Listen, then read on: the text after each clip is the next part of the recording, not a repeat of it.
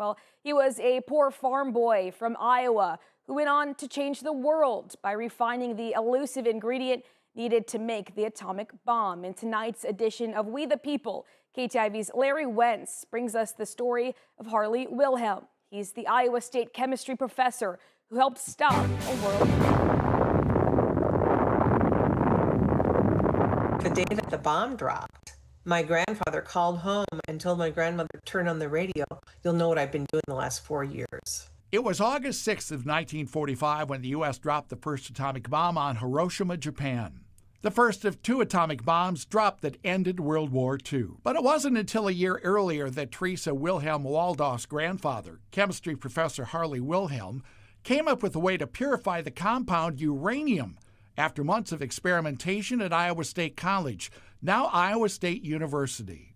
It was an astonishing accomplishment for a man who'd grown up a poorly educated sharecropper son in southern Iowa, even getting lessons in proper English from his future wife, Orpha. The future mother-in-law did not want her, dating this farmer who talked like a hick. And so she actually helped him. It was his athletic ability that actually got Wilhelm into Drake University in Des Moines, years later becoming a chemistry instructor at Iowa State College, now Iowa State University in Ames. The Nazi machine moved on. During World War II, it was feared Adolf Hitler and the Germans would develop the first atomic bomb. But no one could come up with a key element needed to initiate the nuclear chain reaction: the pure uranium that would be used by America's effort called the Manhattan Project. Wilhelm and a team conducted experiments that sometimes led to flames in a ramshackle building constructed of corncob wallboard. Essentially, they had to learn how to be firefighters in addition to doing their production work for uranium. This was a classified project, and if you didn't have clearance by the U.S. government, you could not enter the building. Working on the side, Wilhelm eventually came up with a process to make pure uranium metal, with Iowa State eventually producing 2 million pounds.